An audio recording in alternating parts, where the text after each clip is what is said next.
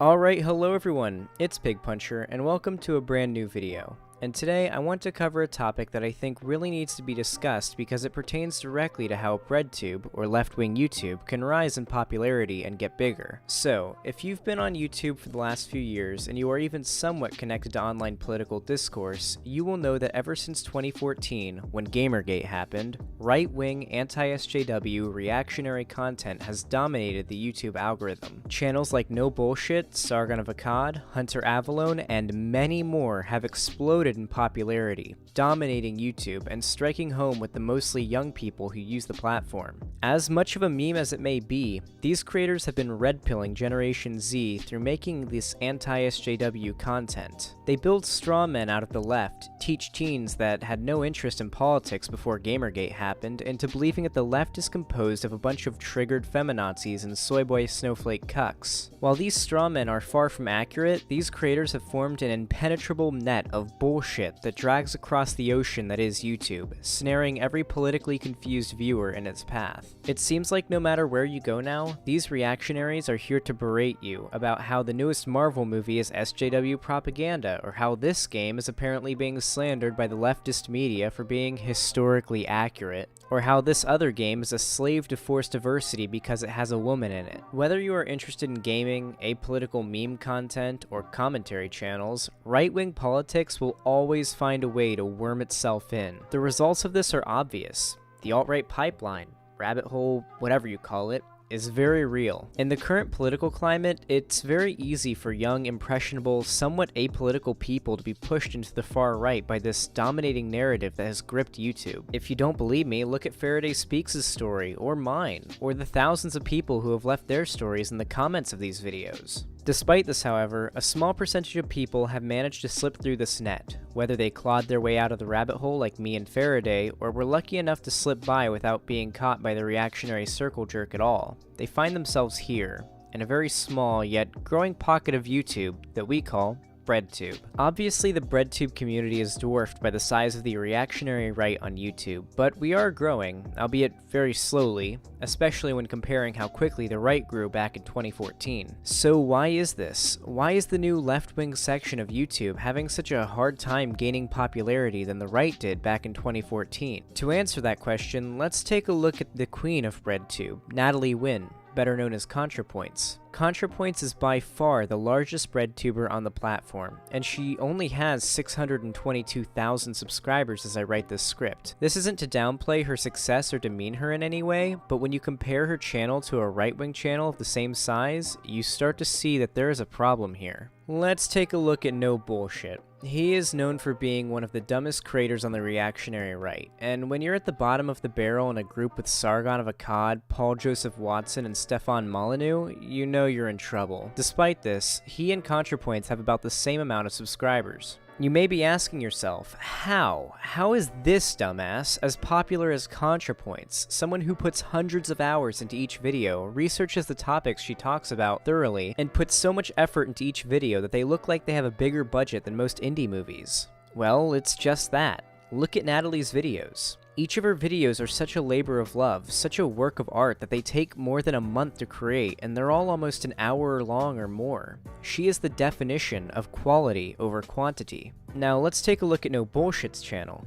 That's right, daily videos, all over 10 minutes long for that extra ad revenue, but short enough to hold the attention span of your average YouTube viewer. When you watch these videos, they actually have a pretty similar layout to mine, except he doesn't do any research at all.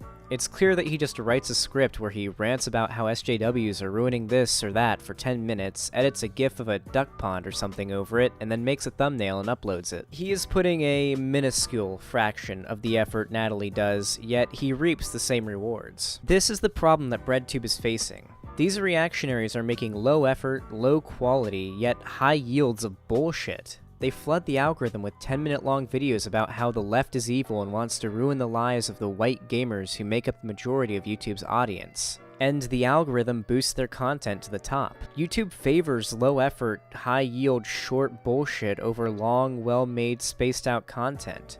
YouTube doesn't care about research, well thought out, composed responses, or well put together analysis. It favors loud, ranting, reactionary garbage that amounts to nothing but liberals are bad. That's it. I know it sounds strange, but Breadtube is having such a hard time because our biggest creator's content is too good. That is why I wanted to make this video. I want to tell you all how we can beat the reactionary right at their own game. If we're going to dominate them, we have to learn to play on their field.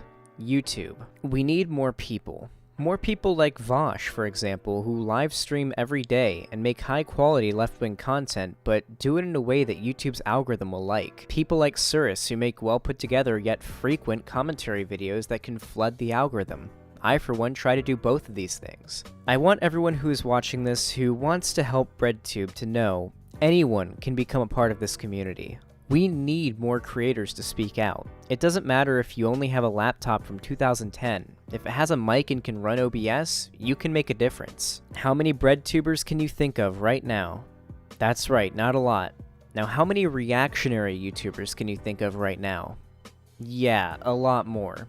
We can change that. Just make a YouTube channel, start making bread-pilled content, and help this community spread. I truly believe that at the end of the day, this is the only way that Breadtube can win this culture war. We have a lot of work to do. The reactionaries have a well-established hold on the youth online. For many of them, the word feminism will trigger them into a blind, sweaty rage. So if you're going to become a Breadtuber as well, here's some important advice. For starters, optics are very important. The right has made us out to be a bunch of triggered snowflakes. Don't be. Be the opposite of every stereotype they ascribe to you, and emotionally separate yourself from topics like sexism or homophobia as to eliminate all signs of emotions or feels from your arguments, if that's what it takes, of course. Remember, we are outnumbered. Every video you make will be dislike bombed and mass flagged to hell if the alt-right finds it. Prepare for that. Don't use your real name online. Use a VPN. Just do whatever you can to make sure you don't get doxxed. The alt-right are a horde of subhuman monsters. They will berate you with death threats, and they will try to dox and swat you. Don't let them get the chance. Finally, never give up. I know it sounds cliche, but this is going to be an uphill battle. For a long time, the comments on your videos will be overwhelmingly hateful and bigoted, and the dislikes will be staggering. But don't back down. Keep pumping out content. Just remember, every positive comment is worth 1,000,000 negative ones. If you decide to join Breadtube, I hope this advice comes in handy. Anyway guys, thank you all so much for watching this video. I appreciate all the support I have been getting recently, and I just want to let you all know how much I appreciate it. If you enjoyed this video, please leave a like and subscribe to the channel if you're new. Also, you can follow me on Twitch and on Twitter through the link in the description, as well as join the fan Discord where you can talk to me and other fans of my content directly. I really recommend you join. We do all sorts of fun debates and whatnot there, and it's growing into a really nice community. Anyway guys, I hope you enjoyed this video. I'll see you all tomorrow. Pig Puncher, out.